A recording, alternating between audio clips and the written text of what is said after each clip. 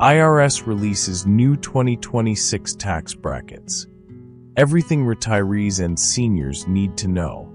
Before we dive in, advertisements may pop up in this video. Please do not interrupt the advertisements. Please allow them to play through as a thank you to me for bringing you this honest, valuable information for free. Now let's continue.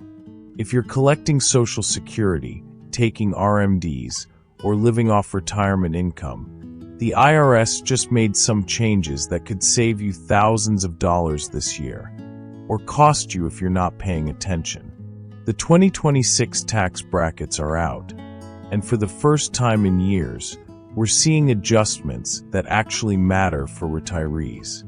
So if you've been coasting on last year's tax strategy, we need to talk, because what worked in 2025 might be leaving money on the table in 2026. Here's what's happening. The IRS has made some of the largest bracket adjustments we've seen in recent memory for 2026. The 12% bracket for married couples filing jointly now tops out at $94,300. That's over $5,000 higher than 2025. For single filers, it's $47,150. Why does this matter? Because most retirees aren't dealing with just one income stream anymore. You've got Social Security, maybe a pension, you're pulling from your 401k or traditional IRA, perhaps some investment income. Each of these interacts with the tax code differently, and when brackets shift, it creates opportunities. Let me be direct about why this is urgent. We're just 3 years away from the sunset of the Tax Cuts and Jobs Act provisions. In 2026, unless Congress acts, we revert to pre-2018 tax law, narrower brackets, lower standard deductions, potentially much higher tax bills. The moves you make in 2026 aren't just about this year. They're about positioning yourself for what's coming. So let's talk about the 3 strategies that will have the biggest impact on your retirement taxes. Strategy 1. Maximizing the 12% bracket through Roth conversions. This is probably the single most powerful move for retirees right now. Here's the concept. Money in your traditional IRA has never been taxed. Eventually you'll pay taxes on it, either through withdrawals or required minimum distributions at age 73. The question is, would you rather pay 12% now or potentially 22% to 24% later? Let me show you with real numbers. You're 68, married, filing jointly. You've got $600,000 in a traditional IRA. You're living off $40,000 in Social Security and $20,000 from a pension. Total income of $60,000. After the standard deduction of roughly $30,000, your taxable income is around $30,000. You're in the 12% bracket with about $64,000 of space left before you hit 22%. What if you converted $60,000 from your traditional IRA to a Roth? You'd pay about $7,200 in federal taxes at 12%. But that $60,000 is now in a Roth where it grows tax-free forever. Compare that to leaving it in your traditional IRA. In 5 years, when RMDs start, your IRA might be worth $800,000, and those required withdrawals could push you into the 22% or 24% bracket. You're paying nearly double the tax rate on money that could have been converted at 12%. Here's what makes 2026 special. You have more room in that 12% bracket than you did last year. Do this consistently from age 65 to 72, and we're talking about potentially $100,000 or more in tax savings over a 20 to 30-year retirement. The key is paying the conversion taxes from a taxable account, not from the IRA itself. And yes, you have to write a check to the IRS now. but you're going to pay those taxes eventually. The smart money says taxes are going up, not down.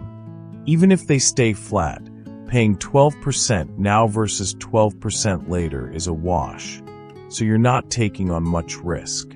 Strategy 2. Social Security timing and provisional income management.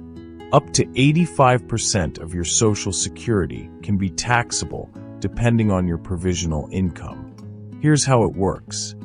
For married couples, if your provisional income, that's your adjusted gross income plus tax-exempt interest plus half your Social Security, is over $44,000, up to 85% of your benefits are taxable.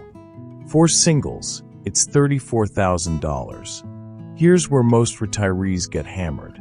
Let's say you're married, taking $50,000 in Social Security and pulling $40,000 from your traditional IRA for living expenses.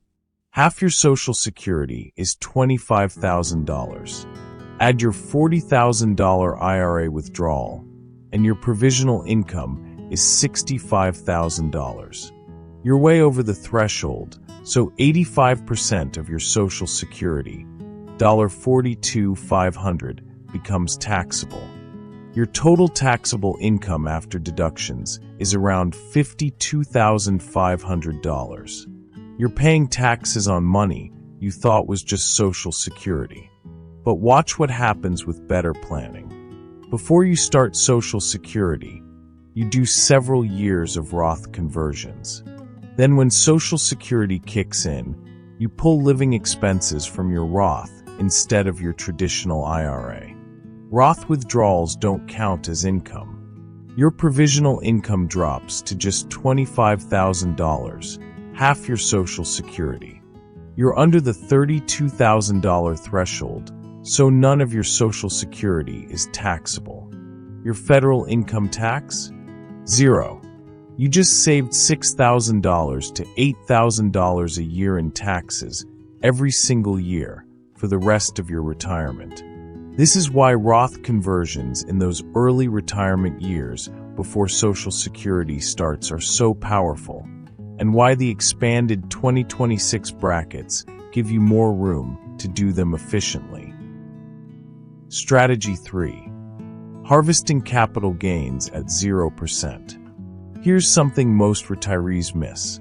There's a 0% long-term capital gains rate, and you might qualify even while you're in the 12% ordinary income bracket. In 2026, for married couples, the 0% capital gains rate applies up to about $96,700 in taxable income. For singles, it's roughly $48,350. This is huge if you have investments in a taxable brokerage account. Let's say you bought stock years ago for $50,000 and it's now worth $100,000, a $50,000 gain. If your taxable income is below those thresholds, you can sell that stock, realize the entire $50,000 gain, and pay zero federal tax. Then immediately buy it back, resetting your cost basis to $100,000. Future gains are calculated from this new, higher basis. Real example. You're married, living off $50,000 in Social Security and $30,000 from a Roth. After the standard deduction, your taxable income is around $20,000. You have $70,000 in unrealized gains sitting in your brokerage account. You can harvest up to $76,000 in gains and still pay zero federal tax because $20,000 plus $76,000 keeps you at the $96,700 threshold where the 0% rate applies. Why do this if you don't need the money? 2 reasons. 1, you reset your cost basis, which reduces taxes when you eventually do sell. 2, it's estate planning. You're locking in 0% now rather than leaving a potential tax bomb for your heirs later. And here's the bonus. Qualified dividends also get the 0% rate under these same thresholds. If you're holding dividend stocks in a taxable account and your income is low enough, those dividends could be completely tax-free. This is where having assets spread across different account types, traditional IRA, Roth IRA, and taxable brokerage, gives you incredible flexibility to choreograph withdrawals and minimize taxes. Let me give you 4 concrete steps you can take this week. First, calculate your 2026 taxable income projection. Add up all your income sources, subtract your standard deduction, and see which bracket you're in. Are you solidly in the 12% bracket with room to spare? This is your baseline. Second, if you're under 73 and not taking RMDs yet, figure out how much space you have in the 12% bracket and consider a Roth conversion up to that limit. If you're not comfortable running these numbers yourself, this is exactly where a tax advisor earns their fee. They can show you what your tax picture looks like with and without conversions. Third, if you have a taxable brokerage account, identify positions with long-term gains and calculate whether you have room to harvest gains at 0%.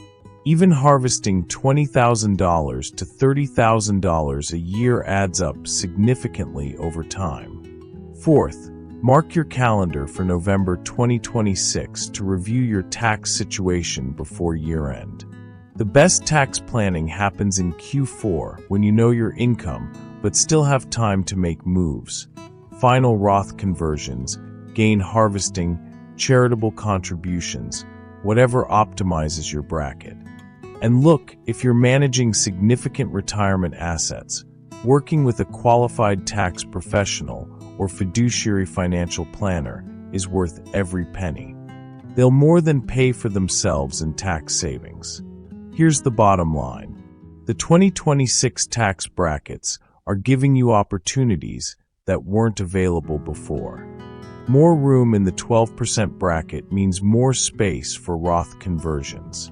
Higher thresholds for 0% capital gains mean more tax-free wealth building. But these opportunities don't capture themselves. You have to be proactive. And remember the bigger picture. We're 3 years from potential major changes to the tax code. The planning you do now positions you for what's likely to be a higher tax environment ahead. Retirement planning is really tax planning. The more control you have over your tax situation, the more wealth you keep. If this was helpful, subscribe so you don't miss future breakdowns of complex financial topics. Drop a comment and tell me your biggest tax planning question for 2026.